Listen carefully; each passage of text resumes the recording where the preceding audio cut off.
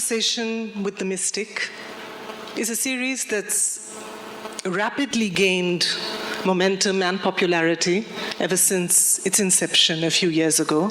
The focus this evening, as we all know, is of life and love.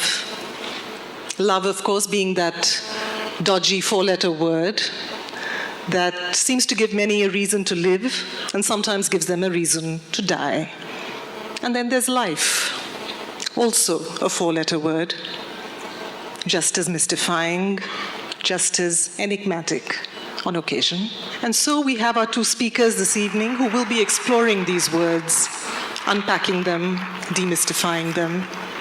We have the magic of the movies, and we have the profound realm of the spiritual. Where does that magical meet the mystical? We'll find out. Good evening, everyone. Good evening, everyone.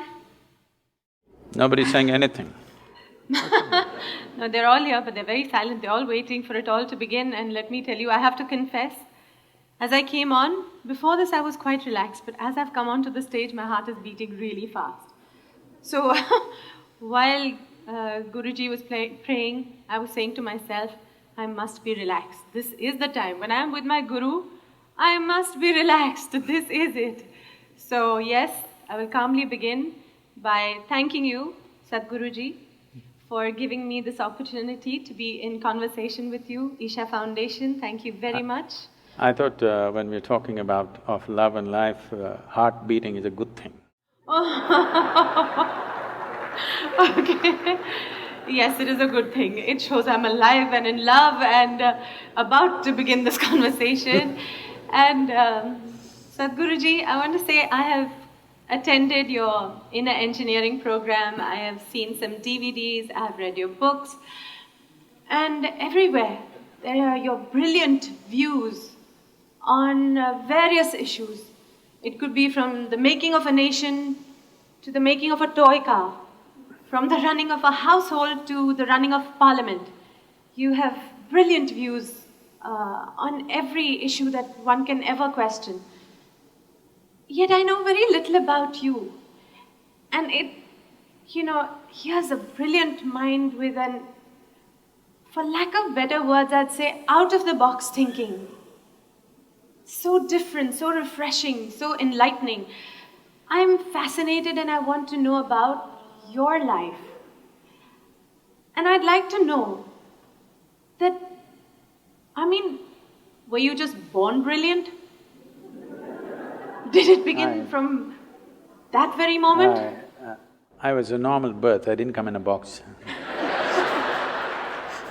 My mother had a normal childbirth.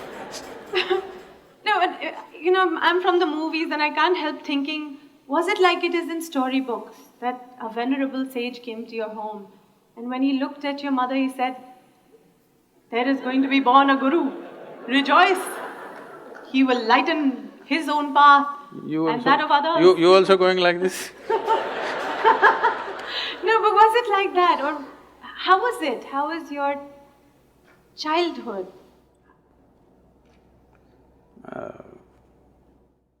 I don't think they all came to listen to my mother's labor pains. No, I'm really fascinated, intrigued that we're all here. But, the way you think, we wait to hear what you have to say. We've all been little children and we've all grown up, but we've grown up and been educated in schools but I find our way of thinking, our way of being very conditioned, like almost systematized. Whereas, so where did it all begin? I think you're looking for something unnatural that happened there. One thing that could be considered unnatural was, it seems I was a very delayed birth. My mother went to the hospital 3 times and came back and she gave up, she said, he's not coming. And when it actually happened, it happened at home. My father being a physician, that was not possible, she had to be in the hospital. 3 times she went and 3 times it didn't happen. They did everything possible and she gave up. So it happened at home. So that's the only reasonably unnatural thing. Everything else was natural birth. I didn't come in a box and I refuse to be educated so the question that you're asking is, do people grow up and blossom or are they brought up by somebody? You will see the general expression is, I was brought up in this place, I was brought up in that way. Especially in the West, you will see, I was brought up Christian, I was brought up Jewish. These are very common words. I think it's absolutely ridiculous and humiliating that a human being has to be brought up. You bring up cattle, okay? You don't bring up a human being. A human being is supposed to blossom by his own nature. That is why he is on the top of the pile, at least on this planet in the evolutionary scale. And most human beings don't seem to understand that, or they're not allowed to understand that by a whole lot of people and they need to be brought up. Bringing up means somebody is molding you. Molding means it's a predetermined shape. No flower that blossoms is the same way as another one which blossomed yesterday. But a mold means it's always going to be the same. If you make a mold, the idea of making a mold is that we want to have the same form again and again and again. Right now, generally, that seems to be the work, unfortunately, of the current education system, the so-called religions that are operating in the world, and of course the family. They want you to be in a certain mold. They don't want you to blossom like a wildflower because they're afraid of anything fresh happening among them. They want something that is familiar. They don't want something unfamiliar to be born among them. So, if you have succumbed to that system, then yes, you've been molded into a certain form.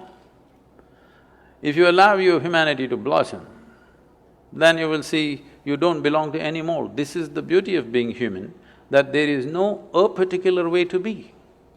If you were a dog, you would be one way, if you were cattle, you would be one way, if you were a sheep, you would be another way, if you were a bird, you would be another way, a grasshopper another way. But to be human means there is no particular way. What is human is not defined, not described.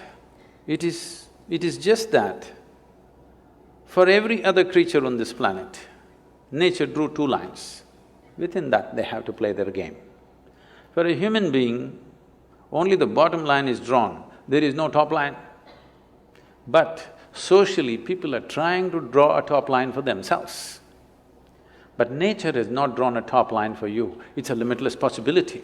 And this is what is freaking human beings right now, because they can't decide what they need to be. They're trying to be like somebody else. Only bottom line is set, top line has been removed. This is evolution. But wait, we still didn't quite get to… So how was it when you were a child? Were you put into a school to go the systematic way, and did you keep up with it? Do I look that educated? Don't insult me like that. Actually, you know, when I go and stand in the line, in the immigration lines, and particularly in America, they look at me and say, "Can you speak English?" I say,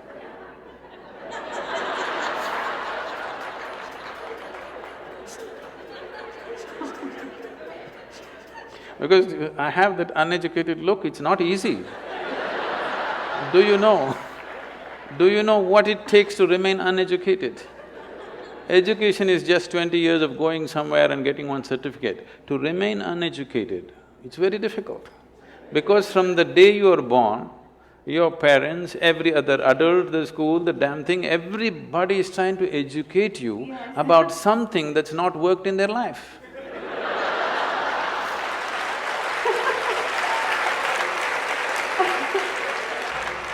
And then, did you also, like we all went through these confused teenage years of not really knowing where we're going? I mean, did you clearly know your path? Not at all. I was…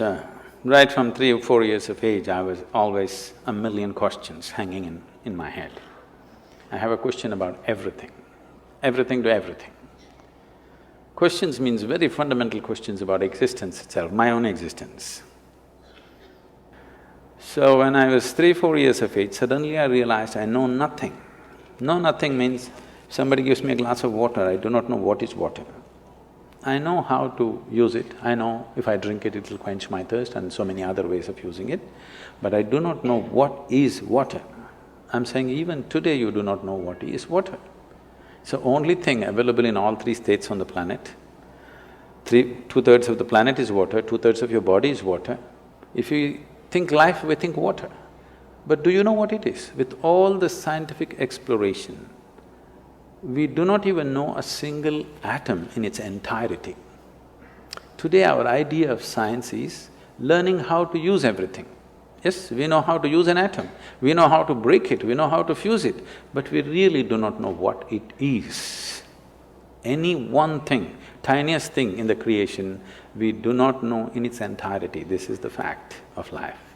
Well, even something simple as what you started with saying, that looking at water, I mean, straight away I was taught water, H2O, and what it can do, and you can mix it with colors and it becomes that, you can drink it and it quenches your thirst. But I never looked at it and said, I don't really know what is water. Because nobody looks at anything.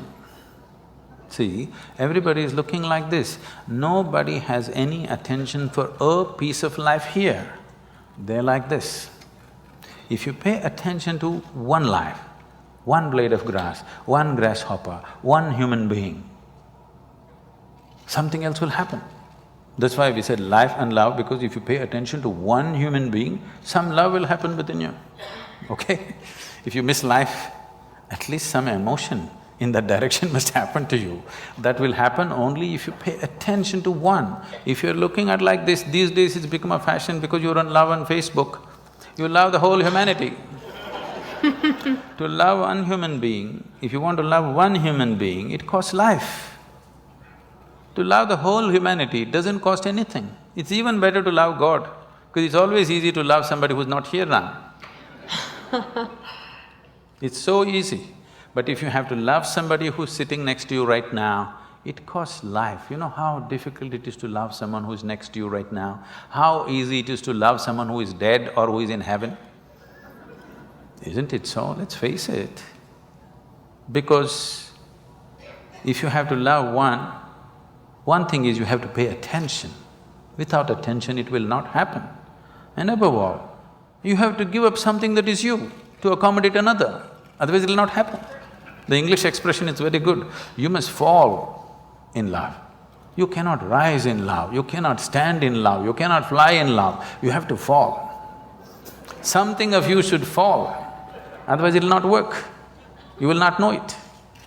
So, you want to have a fake sense of life, then you don't pay attention to anything. Everything is information, nothing is a living experience. Everything is from the textbook or from the cinema or from the internet.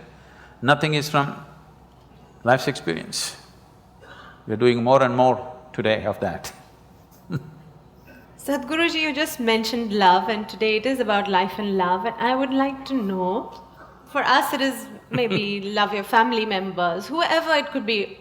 Why I ask you this is because there's so many versions of this and I really want to get to it.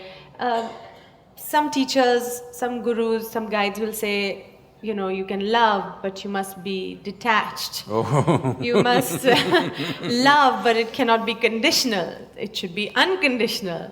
And so there's versions of it. I just want to know. See, So, the simple way of make you keep coming back to me is to give you something that you cannot do. To give you a teaching which you can never do. You must love, but you must be detached. Now you have to keep coming back to me for consultation, endlessly. Sorry. I'm saying throw yourself into your love affair and die into it, something will happen. Something worthwhile will happen if you're willing to die into the process. Not just anything, whether it's your work or your life or your love or whatever, if you do not know how to throw your entire self into it, you will never know the taste of what it is. Love but be detached. Why do you want to love then?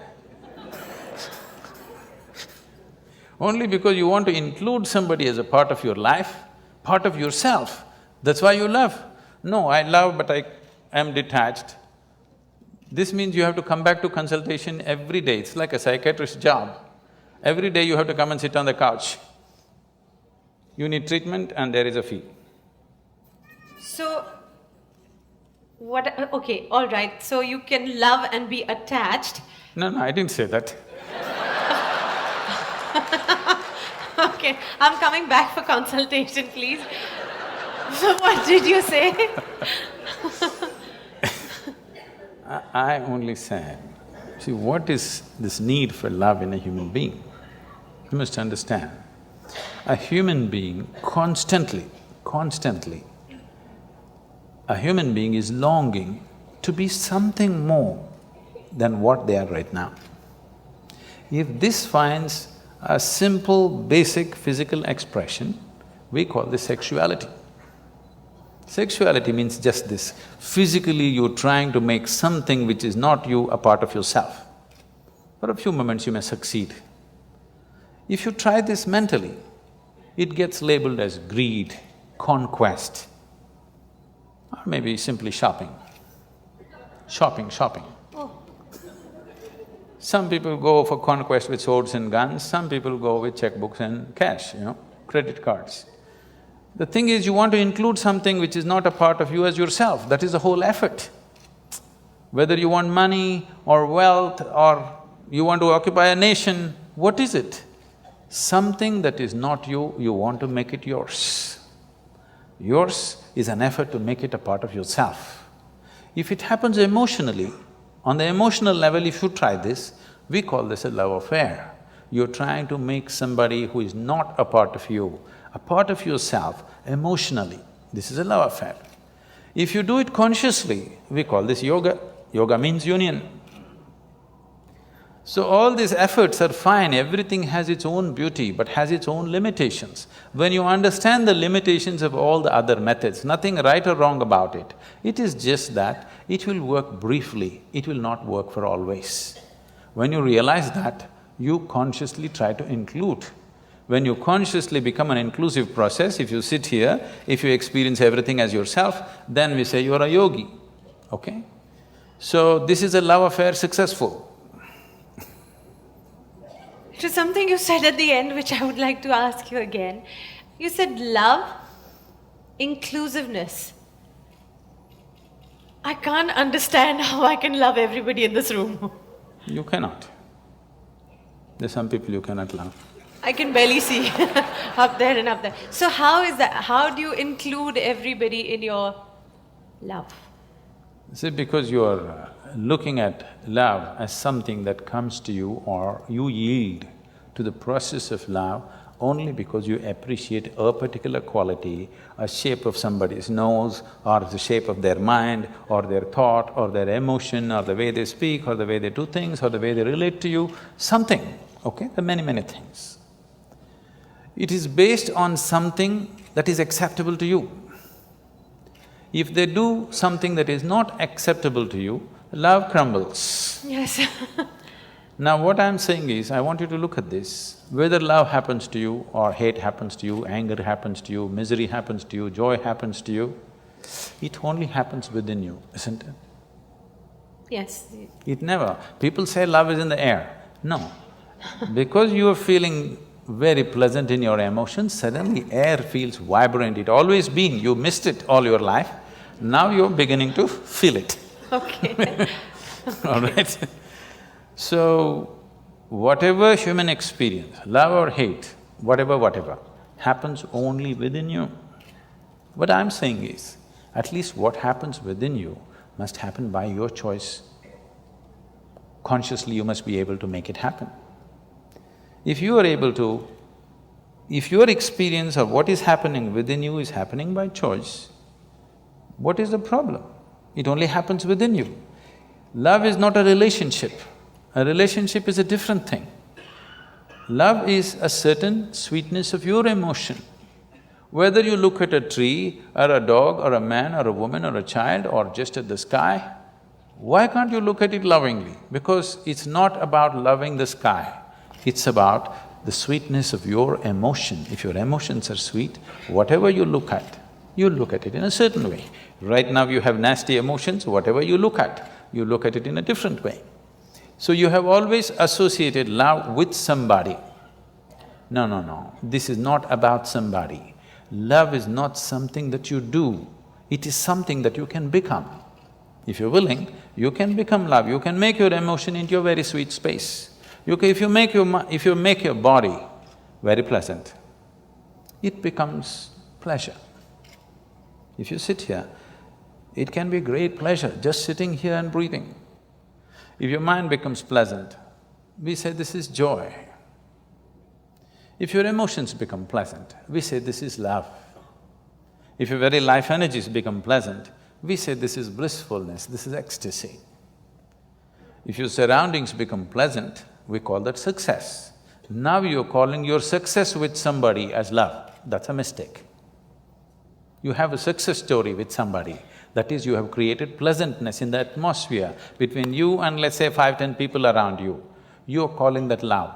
No, that is actually success, because that needs lots of management. Yes, it does. Yes or no? Yes, it does. Yes, but for you to be loving, there is no management. If you just make your emotions sweet, your emotions are sweet and it's beautiful, be like this. It's not about anybody. If somebody comes, we can share it. If nobody comes, you can sit here with your eyes closed and still be loving. What's the problem? It is not about somebody, it's not an action. It is not something that you do, it is something that you can become.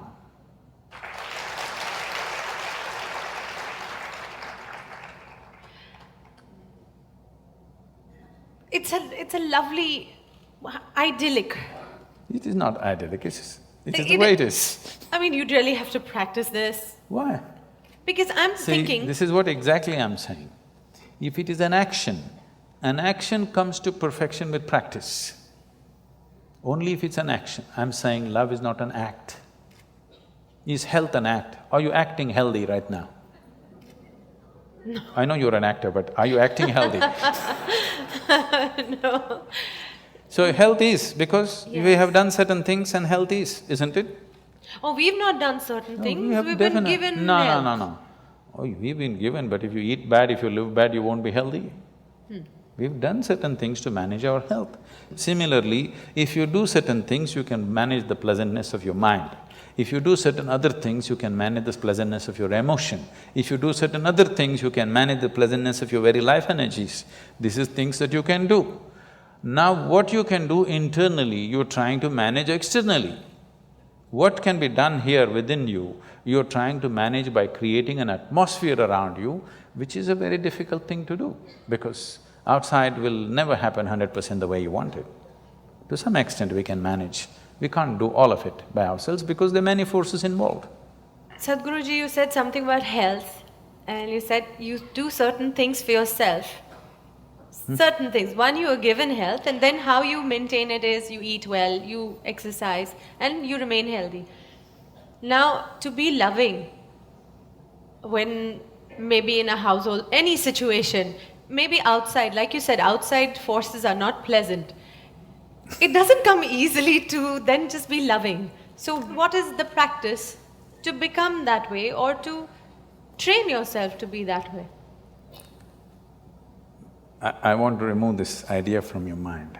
You believe you need to practice. Practice means you're trying to perfect an action, isn't it? To be loving at all times? Yes, yes, that is not an act. No, not an act. No, But to be so I don't want to accepting. go back to the movies, okay? No, to be so accepting, because… No, it's not about accepting. Right now, do you want to keep your mind, your thought process, pleasant or nasty? Tell me, what is your choice? Ideally pleasant. No, just tell me, pleasant or nasty? You're thinking about it, this is… No, I'm trying to think, should I fox you and say nasty? Say it. Okay, nasty. I'm going to bless you now. No. Okay, I take back my words. Okay. All right. Any human being's choice for themselves is definitely pleasantness, Yes. isn't it? Body, mind, emotion, everything. and surroundings, you want it pleasant. Yes. So why is it not pleasant? Surroundings are not pleasant because of many things. Yes. If your thought and emotion are not pleasant, it's entirely you, isn't it? Yes. Surroundings, not entirely me, it's so many forces. We have to manage them, we have to juggle them. Not always are we successful with everything around us. Different people have different levels of competence to manage the outside. Not all of us have the same, the skill to manage the outside. But inside, your emotion and your thought, why is it not happening your way? This is something we have to look at. This has to be addressed, every human being has to address this. At least your thought and your emotion must happen the way you want. It's like this. On a certain day, a lady went to sleep. A lady went to sleep. In her sleep, she had a dream, I think up there. Oh, there are two strata of people. Nobody's asleep, right? So that I could pick on you, I'm just looking if I can see. She went to sleep up there and in her dream, she had a dream. In her dream, she saw a hunk of a man standing in that corner. And then he started coming closer and closer and closer. He came so close she could even feel his breath. She trembled, not in fear. And then she asked, "What will you do to me?" The man said, "Well, lady, it's your dream."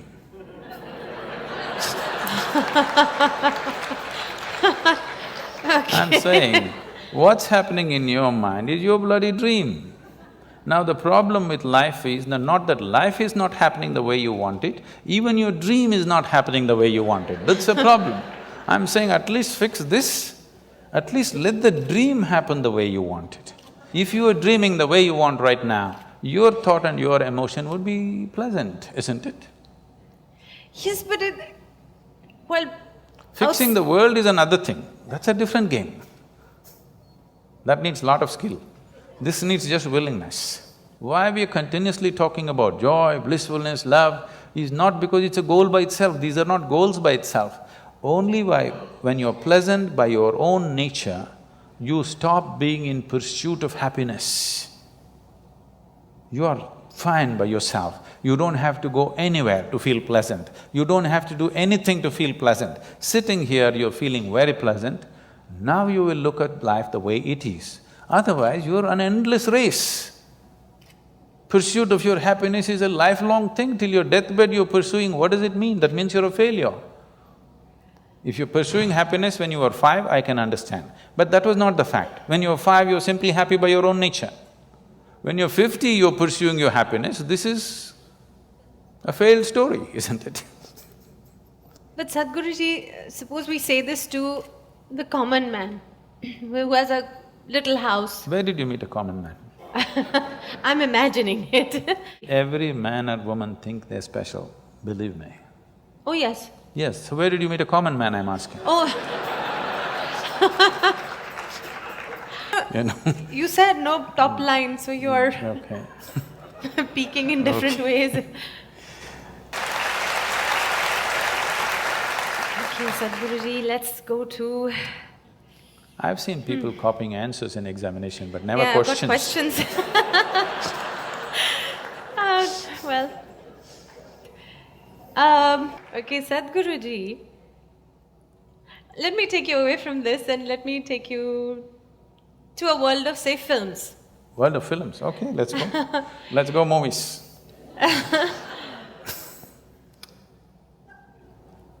Years ago, when films started and, through the 60s, 70s, there were lovely stories, nice values, beautiful music, lyrics. By the time I was the star in movies, some of our jhatka matkas might have shocked the previous generations and they must have said, what is all this? But it was still within limits. Whose limits? I mean, what's acceptable to society, whatever. I mean, I'll say… And then now, today, the complexion of films, the kind of films we see, it's little clothes, it's live-in relationships, or up there on screen for everybody to see, and nightclub culture. I mean, it sometimes worries me that my children are growing up now. This is what they're seeing. These are the kind of songs that they're listening to. The lyrics are about, From Janam Janam to expiry date songs. yes. So this is what they're watching. This is what they think is cool. This is the hip and happening stuff. I'm I think little by the concerned. time you came, the Janam Janam was over, isn't it? No, it was still there. It was in the middle somewhere. The music was wonderful. The lyrics were still lovely. But today it is Munni Badnaam ho gayi, and things have really moved to chewing gums, and I am forgetting at this moment what the lyrics are. But then it's shallow right now. India has the youngest population in the world right now. So with such a young nation growing up on this is the feed. This is what you see, this is what you hear. I'm just a little concerned as to what they will turn out to be. I'm sure your parents were concerned too.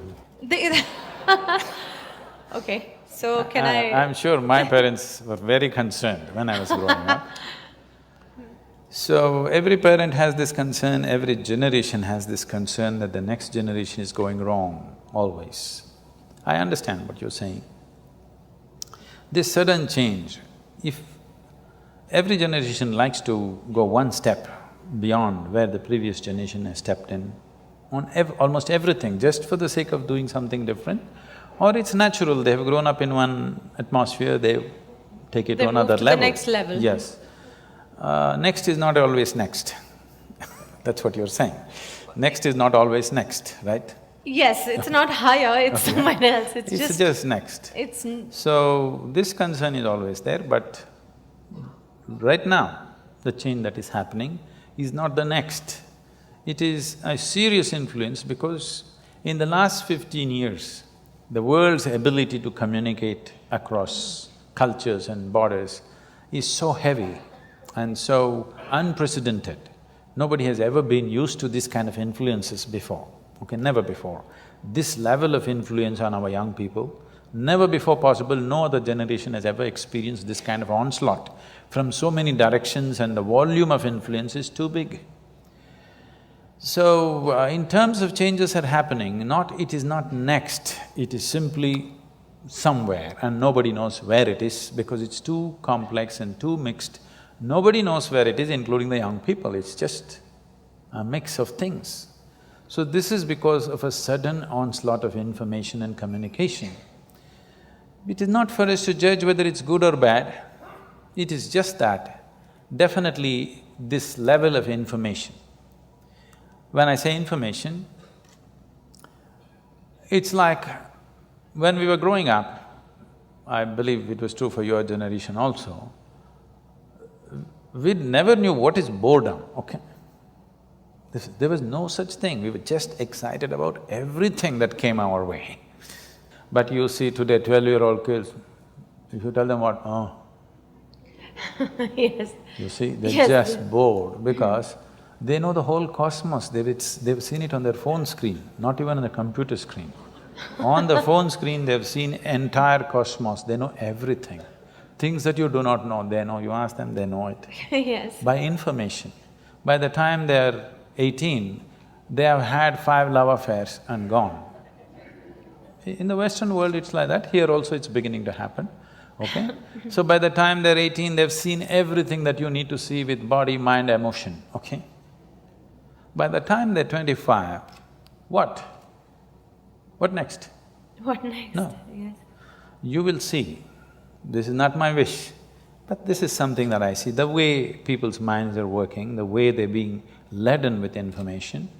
I'm not by any standards a pessimistic person, but I'm just seeing this. If this level of information continues and it'll multiply manifold for the coming generations, you should not be surprised in the next 50 to 100 years, if 50% of the human population choose to commit suicide, you should not be surprised, because that is what will happen to the mind. Somebody's clapping, look at this, it's popular. No, you've just touched a chord, that's… No, I I'm saying, think we realize today, something… today, this day, more people commit suicide in this world than all the wars and murders and accidents manage to kill. So more people are on self-help already than murderers, warmongers, bad drivers, everything put together. More people are on self-help. And if this level of information onslaught continues on human mind, I know the nature of mind absolutely, because I know my mind. I know how it works, what it can handle, what it cannot do. I know it clearly what human mind is. That's the reason why I don't have to read people's books or listen to their entire thing. If they say one sentence, I know what their mind is. Because I know the structure of human mind entirely. Otherwise, I won't be who I am. So I'm saying this, if this level of information onslaught continues at the same pace or at higher pace, which is possible in the next few years, this will definitely lead to wanting to terminate yourself because there will be nothing to live for. There is no joy and excitement about anything. You please watch your children.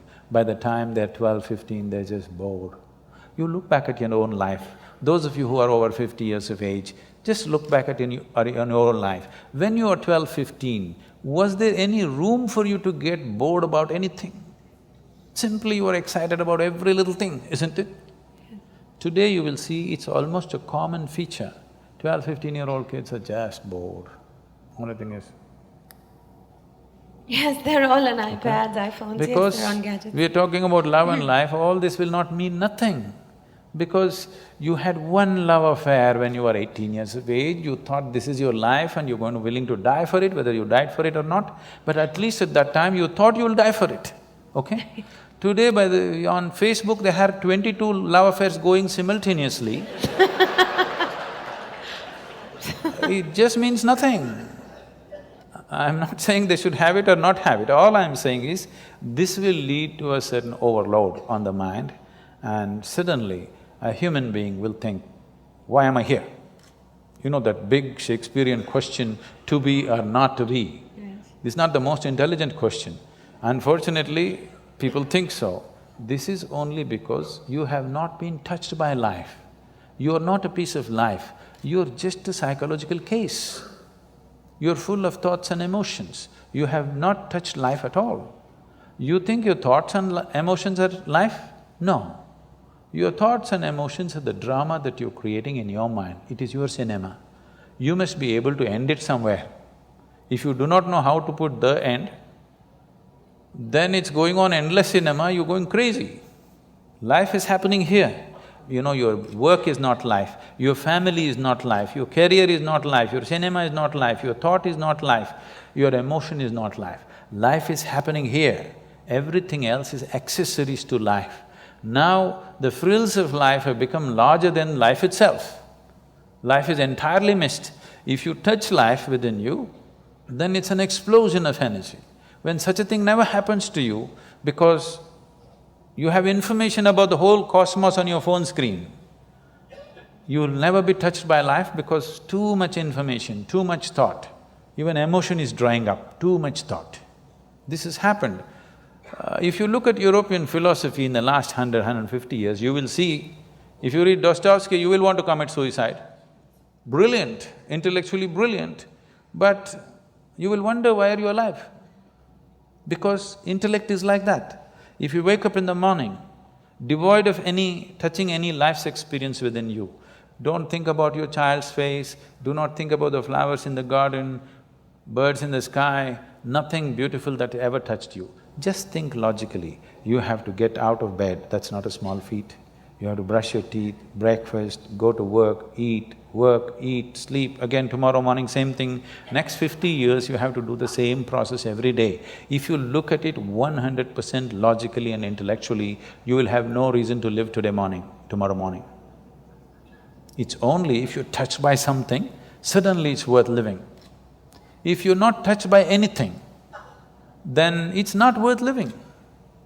What is so worth living about a human being? Waking up in the morning, trudging through life every day, eating, sleeping, same rubbish, what is the point? There is no point.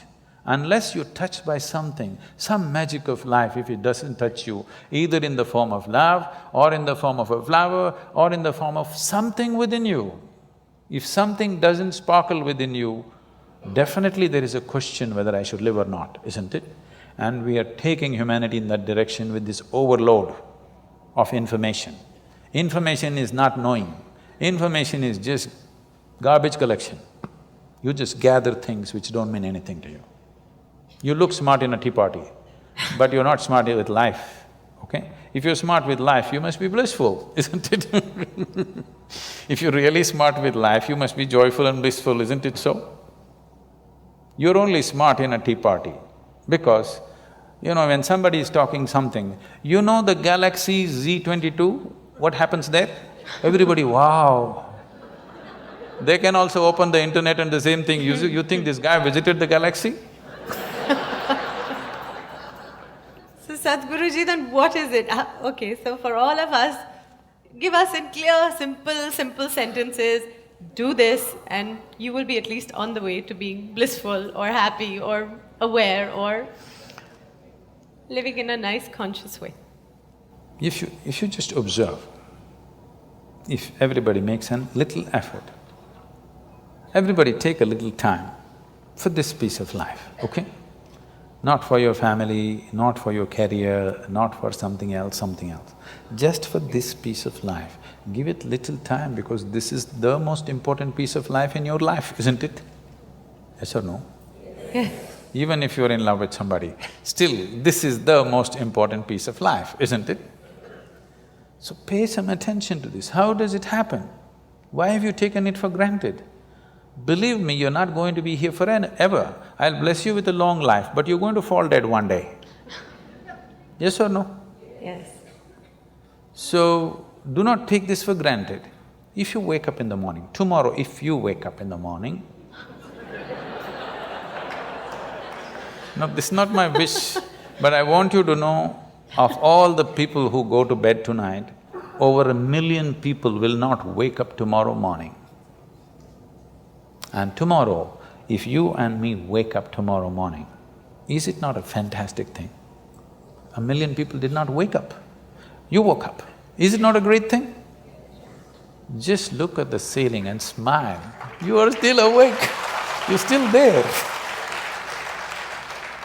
1 million people did not get up in the morning and you woke up. And for many millions of people, somebody who's dear to them did not wake up. So just check those 5, 6 people around you. They all woke up, wow, it's a fantastic day. You woke up and everybody who matters to you around you woke up. Is it not fantastic day? Yes. You don't think so? Yes. Yes. You don't seem to think so. Yes. Because the problem is just this, you are living with an idea that you're immortal. When I say you're immortal, you're not actually thinking you're immortal, but you're not conscious of your mortality. If you're not conscious of your mortality, somewhere you think you're immortal, isn't it? How many moments in a day are you conscious that you're mortal? If you were conscious, would you have time to crib? Would you have time to fight with somebody? Would you have time to do some rubbish with your life?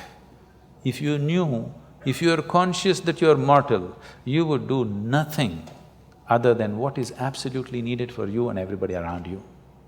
This one thing if you do, if you just remind yourself, you don't think this is a negative thing. Death is not a negative thing, it's the only thing which has added value to your life. If you're here forever, you would be unbearable. Yes, yes. Isn't it? Aren't we glad everybody dies one day? If you just become conscious of this one thing, that always you're conscious that I'm mortal, you don't have to think, I will die today, we don't intend, we want to live as far as possible. Just one day I will die. If you're just conscious of this one thing, you will naturally become spiritual. You will not become spiritual by thinking about God, you will become unrealistic, hallucinatory. You will start talking to somebody, you will start doing all kinds of things. Already people, they have earphones on and they're talking, you don't know whether they've lost it or they… 10 years ago, if somebody was walking on the street talking, you would know that he's lost. But today you don't know whether they got their headphones on and they just lost it and they're talking, we cannot make out. But if you are conscious that you are mortal every moment of your life, spiritual process has begun for you. So one of the main reasons, one of the fundamental reasons why that all these things have to be taught to you, that she's repeatedly asking this question, were you born special, did you have normal birth or not, is simply because most people have forgotten they're mortal. They think they're immortal. They may not actually think they're immortal, but they're not conscious they're mortal. With every step, with every breath, if they were conscious of this, you know how consciously they would live? They would become fantastic. It is your mortality which makes you want to know what is the nature of your existence. You really want to know where you came from, where you will go. Only when it sinks into you, all this drama, poof, one day it will end. But right now you think only others appear in obituary columns, you are only going to read it.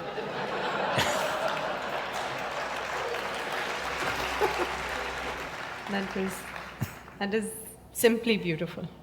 That's all that's needed. If you want to know the value of life, just know that it's a brief happening.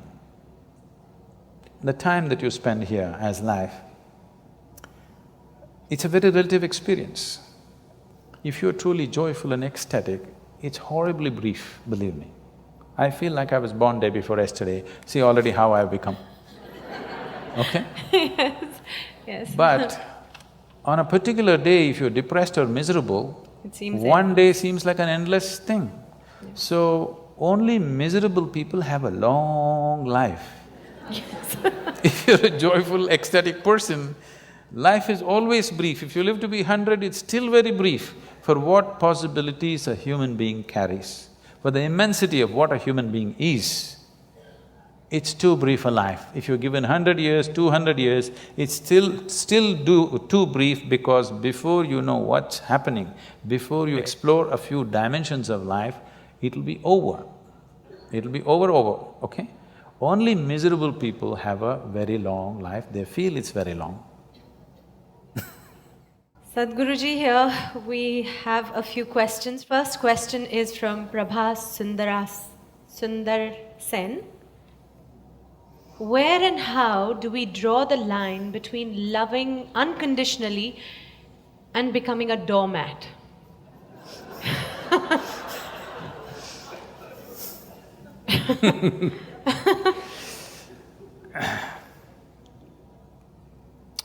See, we need to understand this. What's being right now passed around as love is generally a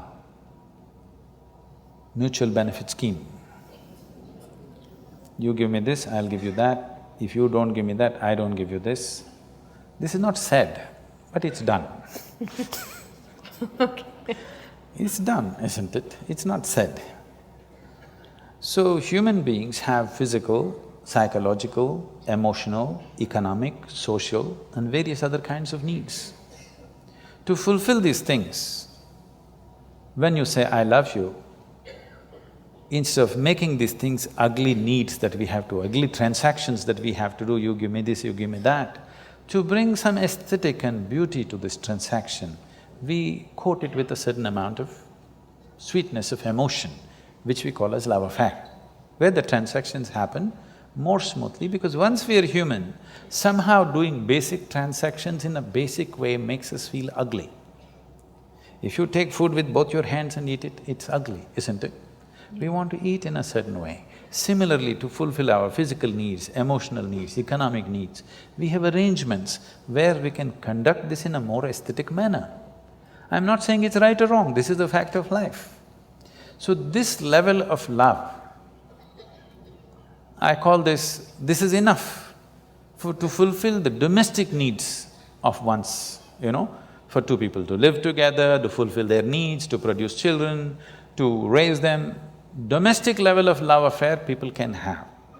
But if people want to have a love affair which will bring them to an ultimate union, then not many people are competent to do that. Not many people are ready to have that kind of a love affair where it'll make two lives into one.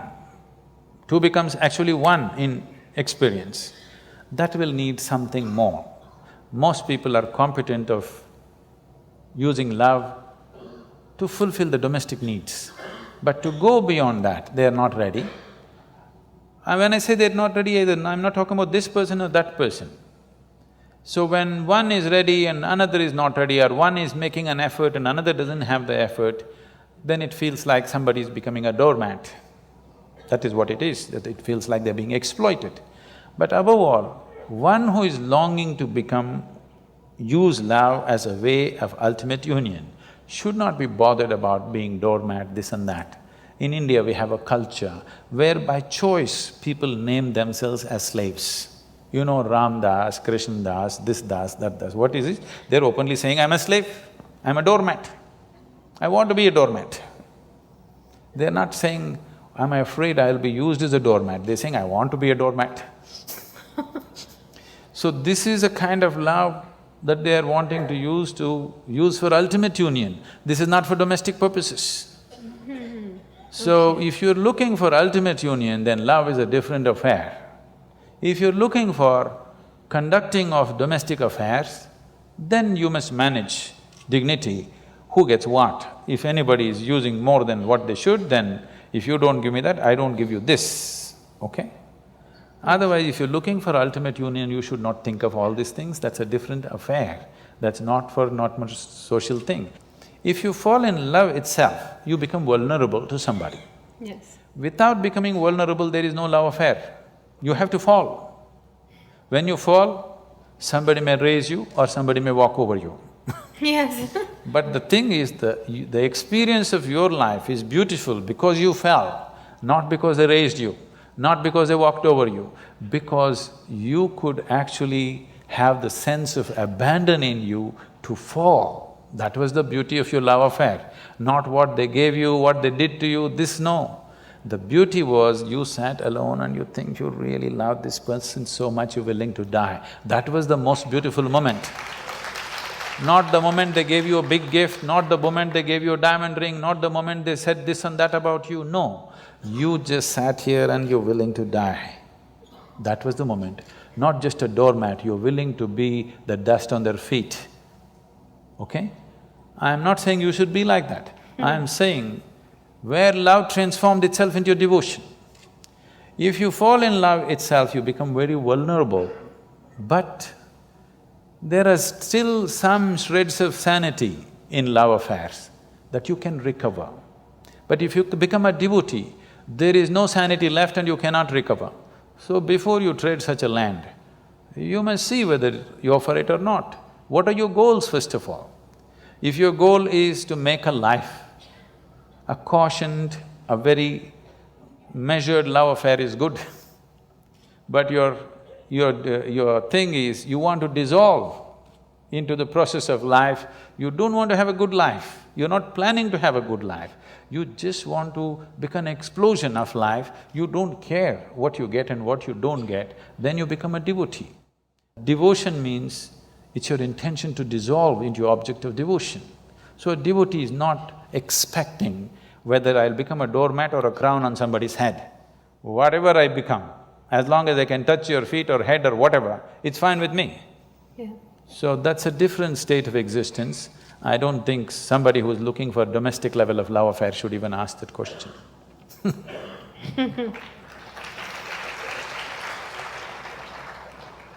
We have one question from the social media, the Facebook. Amit Madan wants to know, in this materialistic age, the real feeling of love is disappearing from our life. Most of the love we receive from others and express to others is superficial. How can we reinforce the real feeling of love in our own life and in others? Forget about others. If you learn to be loving by your own nature, not because of somebody else or something else. I know the question is coming from Facebook, there's an enormous possibility. You can even love those people who don't even exist. So I'm saying it's a tremendous possibility. So, if you just become love, not love somebody, then you will know the nature of love. If you love somebody, it's a fickle happening, because no human being will happen 100% the way you want them. Every human being on this planet is going to disappoint you, believe me. Not because they'll do something wrong, because nobody can fulfill the unrealistic expectation you have of them. It's simply not possible. Have you been able to fulfill anybody's expectation, I'm asking you, entirely? Partially, but never entirely, isn't it? So nobody else will be able to do it. Unless you're still such a hopeless romantic, you're still waiting, that ideal person is going to come from somewhere. No, believe me, whoever comes, I want you to know, the ideal people whom you worship, when Krishna was there, his wives complained, all right? So there is no hope for us. Yes, please remember this. Okay. Sadhguruji, this is where we open, the platform. It's anybody has a question, this is the moment. Yes, please. My name is Anant. My question is about marriage, divorce. No, they're two different things, huh? See, today is many youngsters, like many of them, they don't want to marry. And few of them who marry, there are occasions where they are getting divorced. So, would you like to throw some light on this situation, Sadhguru? So you need to understand the institution of marriage. One thing is, as we said a little while ago, it's about bringing a certain sanctity to the simple basic needs that every human being has. I will repeat, there are physical needs, there are psychological needs, there are economic needs, emotional needs, social needs, variety of needs. To fulfill all these things, we set up an institution called marriage where all this can be conducted in a sensible manner. Otherwise, if we did it on the streets like every other creature, it would turn ugly for us and we will feel not good about it. So, to bring some sense of organization, some aesthetic, some stability, because man and woman coming together naturally brought fresh life. The nature of human life, the nature of human offspring is such that because of the possibilities that a human being carries, it is, compared to any other creature, it is the most helpless life, which needs maximum amount of support. You could leave a puppy on the street, as long as he gets food, he grows up into a good dog, no problem. But not so with the human being, he doesn't need just physical support, he needs variety of support and above all, a stable situation. Whether there should be marriage in society or not, one will debate when they are 18, because physical body is asking for freedom, all right? At that time, everybody questions, is marriage really needed? Why can't we just live whichever way we want? But when you are 3 years of age, you valued marriage immensely, a stable marriage immensely, isn't it so? Yes or no? Yes. Yes. Not yours, your parents. Your parents, yes. When you're 3-4 years of age, you're 100% for marriage. Again, when you become 45-50, you're 100% for marriage. Between 18 and 35, you're questioning the whole process. Okay? That's true. I'm not saying marriage is the thing, but do you have a better alternative? If you have a better alternative, damn the marriage. But you have not come up with a better alternative, because a stable situation is a must for a child. Once you have a child, it's a 20-year project. Yes. Okay? That is if they do well. If they don't do well, it's a lifelong project.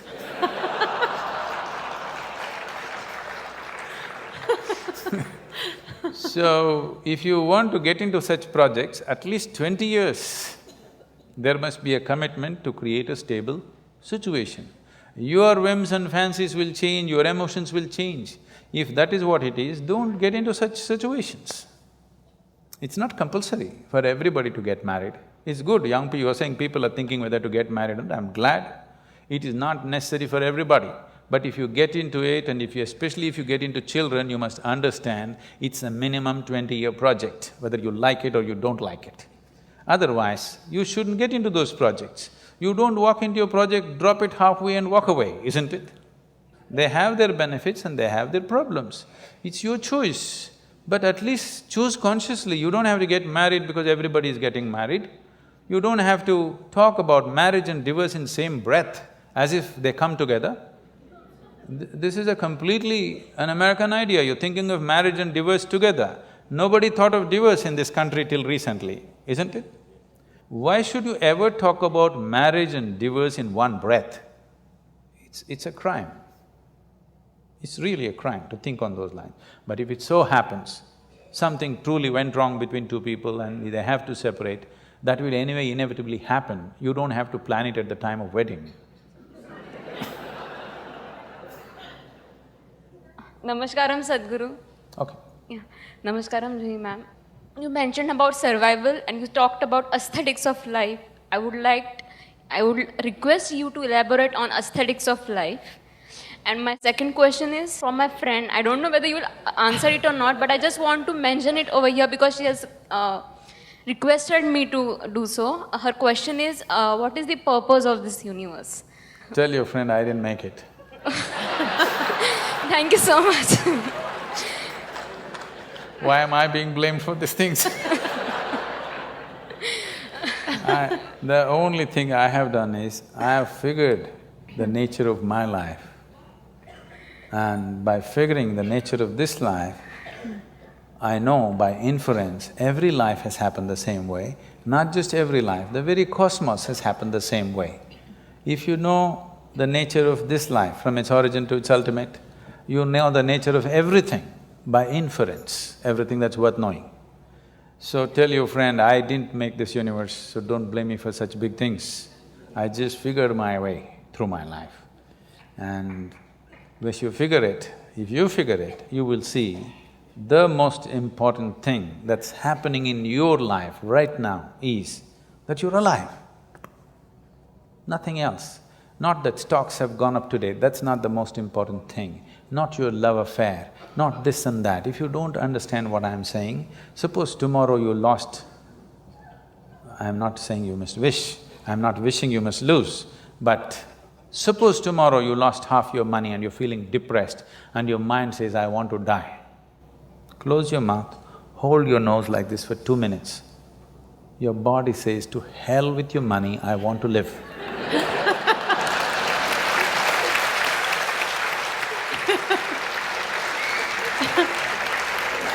Tomorrow, you found your love affair collapsed and your mind says, I want to die. Check. The life within you says, to hell with your love affair, I want to live. Every time you feel little suicidal or depressed, just check. The life within you says, to hell with all these things, I want to live. So I want to know the most important thing that's happening to you right now is life itself, not the fancy thoughts that you have, not the emotions that you have, not financial arrangements or family arrangements or whatever rubbish you have built around you. These are all accessories to life. These are all frills. Frills are so much you're missing the skirt, that's a whole problem with you. Yes, so much frill. Fundamental things are forgotten. So, this is the most important thing. Right now for most people, life means their job, life means the new house they're building, life means the car that they bought, life means their wife, their husband, their children. No, life means what's throbbing here, not even your body, not your mind, not your thought, not your emotion. What is right now throbbing here, this is life. Because this is on, everything else seems to be meaningful. If this one stops, nothing around you means any damn thing to you or to anybody.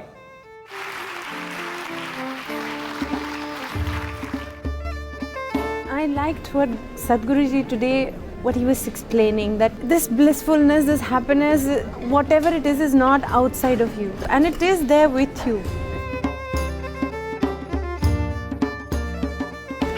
if you at every moment remember that you are here only for this brief time, wouldn't you do the best every moment? Wouldn't you love everybody that moment? Wouldn't you do all the things that you love or you value every moment of your life?